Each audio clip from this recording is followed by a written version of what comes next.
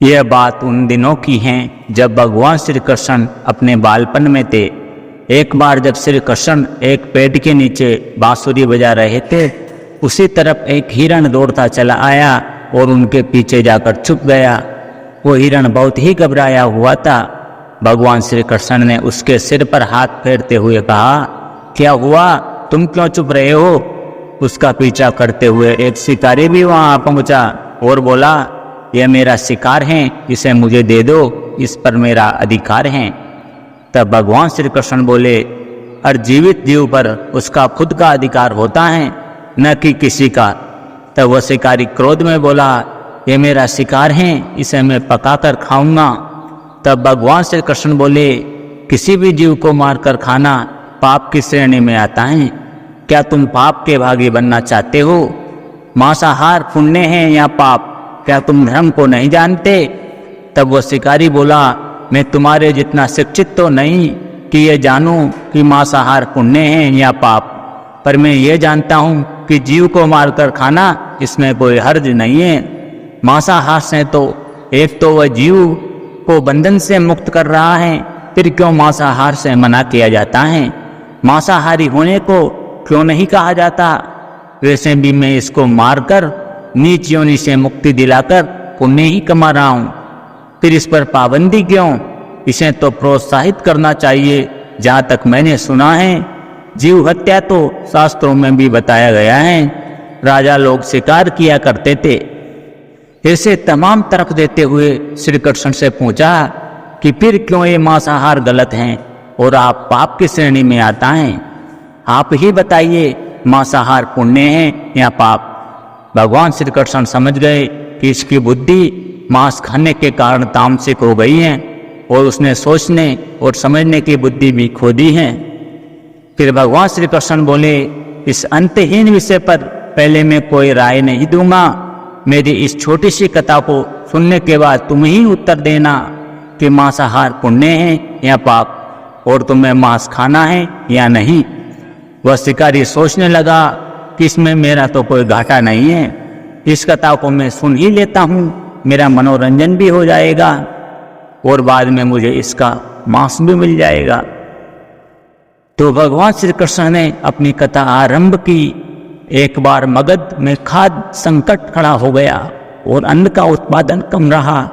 राजा को चिंता हुई कि यदि इस समस्या का शीघ्र निदान नहीं किया गया तो संरक्षित अनाज कोष भी खत्म हो जाएगा और संकट भीषण हो जाएगा। तो सम्राट ने अपनी राज्यसभा में पूछा, देश की खाद्य समस्या को सुलझाने के लिए सबसे सस्ती वस्तु क्या है? मंत्रीगण सोच में पड़ गए।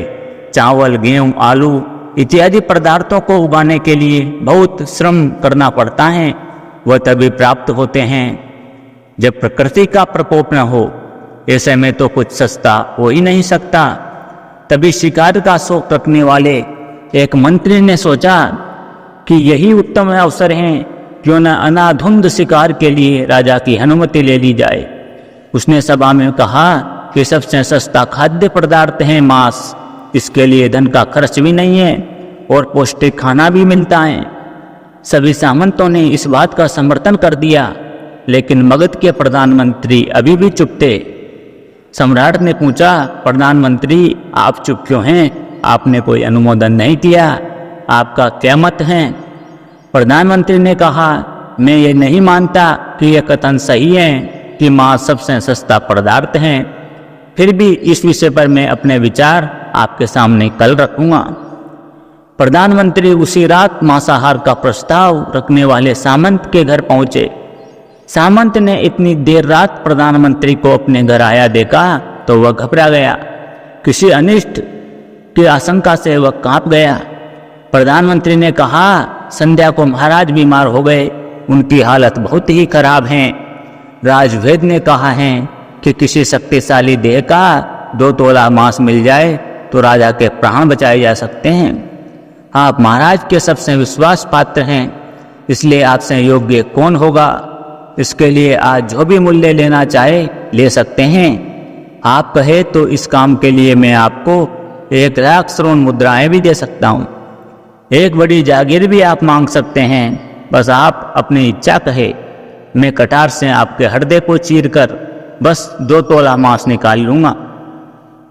यह सुनकर सामंत के चेहरे का रंग फीका पड़ गया। वह सोचने लगा, जब जीवन ही नहीं रहेगा तो लाख स्वर्ण मुद्राओं से मैं क्या करूंगा, और बड़ी जागीर भी किस काम आएगी। वह झटपट अंदर भागा और अपनी तिजोरी से 1 लाख स्वर्ण मुद्राएं लेकर आया। मुद्राएं देकर उसने प्रधानमंत्री के पैर पकड़ लिए और गिड़गिड़ाते हुए बोला, श्रीमंत, मैं आपकी 1 लाख मुद्राओं में अपनी 1 लाख मुद्रा और मिलाता हूँ। इस पैसे से आप किसी और सामंत के हृदय का मांस खरीद ले, किंतु मुझे जाने दे, यह बात किसी और को तो पता न चले, मैं आपसे आग्रह करता हूँ।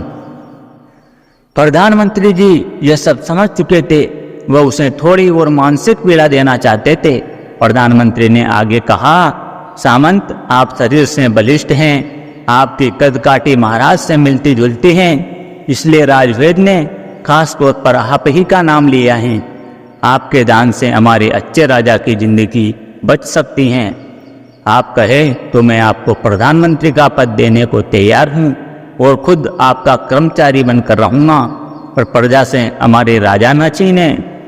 सामंत तो पछता हुआ दिख रहा था। उसने शरीर पर अंग वस्त्र रखकर अपने जूते भी पहन लिए। जैसे ही वह वहां से भागने वाला था, वह तुरंत प्रधानमंत्री के पैरों में लेट गया। उसने याचना की कि प्रधानमंत्री, मैं इसके योग्य नहीं हूँ। जब प्राण ही नहीं रहेंगे तो प्रधानमंत्री पद का या राजा का सिंहासन भी मिल जाए तो मैं उसका क्या करूँगा। आप चाहे तो मेरा सब कुछ ले ले, पर मेरे प्राण न ले। मैं अपना ये भवन और सारा धन आपको सौंपता हूँ। रातों रात राज्य से निकल जाऊंगा। इतना कहकर वो अपने घोड़े की ओर भागा, और जैसे ही अपना घोड़ा गटने लगा, आवाज आई, अभी अभी अपने पीछे गए तुम अपने परिवार को भी छोड़े जा रहे हो। सामंत बोला, मेरे प्राण से प्रिय कुछ भी नहीं है। जब जीवन ही न रहेगा तो कुटुंब का क्या करूँगा। जीवन रहा तो ऐसे ही सुखी रह लूँगा। इतना कहकर घोड़े पर छलांग लगाकर बैठ भी गया। वह भी चलने को ही था कि प्रधानमंत्री ने घोड़े की साँख पकड़ ली। वह सामंत से बोला, भागने की जरूरत नहीं है, आप आराम से घर पर ही रहो, मैं किसी और का प्रयास करता हूँ। यह कहकर प्रधानमंत्री वहां से चले गए। प्रधानमंत्री के वहां से जाने पर सामंत के अंदर कुछ जान तो आई, परंतु बेचैनी बनी रही। उसकी नींद खराब हो चुकी थी। मुद्राएं लेकर प्रधानमंत्री बारी बारी से सभी सामंतों के घर पहुंचे और सभी से राजा के लिए हृदय का 2 तोला मांस मांगा, परंतु कोई भी राजी न हुआ। सबने अपने बचाव के लिए प्रधानमंत्री को लाख और 5 लाख मुद्राएं तक दे दी। इस प्रकार प्रधानमंत्री ने एक ही रात में करोड़ों स्वर्ण मुद्राएं जमा कर ली। फिर सुबह होने से पहले ही अपने महल में पहुंच गया।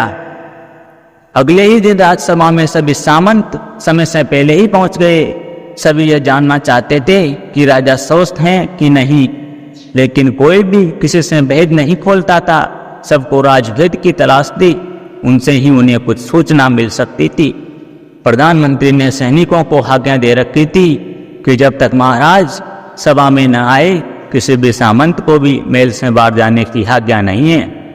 राजा सभा में अपनी चिर परिचित गति में आए और अपने सिंहासन पर आकर बैठे।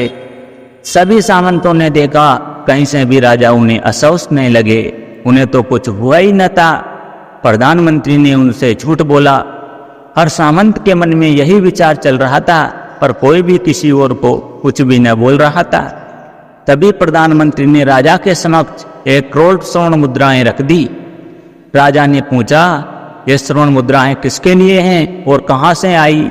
प्रधानमंत्री ने कहा, 2 तोले मांस के लिए इतनी धनराशि जुटाई है, पर मांस न मिला। अपनी जान बचाने के लिए सामंतों ने ये मुद्राएं दी हैं। अब आप ये विचार कीजिए, मांस कितना सस्ता है। राजा को बात समझ में आ गई। उन्होंने प्रजा को अतिरिक्त परिश्रम करने का निवेदन किया और राजा के अनाज भंडार में से अनाज निकालकर श्रमिकों को दिया गया। उन्होंने पौष्टिक सब्जियों की खेती का तुरंत आदेश दिया। वह 1 करोड़ स्वर्ण मुद्राएं इसी कार्य के लिए और श्रमिकों के कल्याण के लिए खर्च की गई। ऐसे साग सब्जी तेजी से उगी, जिससे प्रजा का कल्याण भी हुआ और पौष्टिकता भी मिली। कुछ समय बाद मौसम अनुकूल हुआ और खेती लहलहाने लगी। इस प्रकार राज्य से खाद्य संकट दूर हुआ। तो मित्रों, जीवन का ये मूल्य भगवान श्री कृष्ण हमें इस कथा के जरिए समझाना चाहते हैं कि हम यह न भूले कि जिस तरह हमें अपनी जान प्यारी है, उसी तरह सभी जीवों को अपनी जान प्रिय होती है। अपने दिल से जानिए पराये दिल का हाल। यदि संसार के संबंधों से मुक्त करने का तर्क सही है, यदि जीव हत्या जीव को संसार बंधन से मुक्त करने का तरीका है, तो अत्याचारी द्वारा किया गया नरसंहार भी मान्य है। वह भी यह तर्क दे सकते हैं कि वह लोग जीवन के कष्ट से आप लोगों को मुक्त कर रहे हैं। अगर उसके लिए ये जीवन बोझ होता तो कभी भी अपनी जान बचाने के लिए संघर्ष नहीं करता, आपसे भागता नहीं। जो आपके सामने असहाय हो जाता है उसे प्राण गंवाने पड़ते हैं। जिन जीवों को मारकर आप खा रहे हैं उन्हें तो प्राण बचाने का अवसर भी नहीं मिलता। बर्बरता सिर्फ वही नहीं है जहाँ सिर्फ मानव का रक्त बहता है, बर्बरता उसे भी कही जाती है जो स्वार्थ के लिए किसी जीव की हत्या कर दी जाए। हम अंत समय में जिंदगी भर के पापों के लिए जिंदगी भर सुक्रम करने की कोशिश करते हैं, परंतु हम ये भूल जाते हैं कि जब वह जीव हमारे लिए काटा गया और हमारे लिए तड़पा, उसका श्राप हमें इस जीवन में ही नहीं बल्कि अगले जीवन तक नहीं छोड़ता। परमात्मा से ये ज्ञान पाकर शिकारी परिपूर्ण हो गया और उसे ज्ञान की प्राप्ति हो गई और वह जान गया कि महानता जीवन लेने में नहीं बल्कि जीवन देने में है।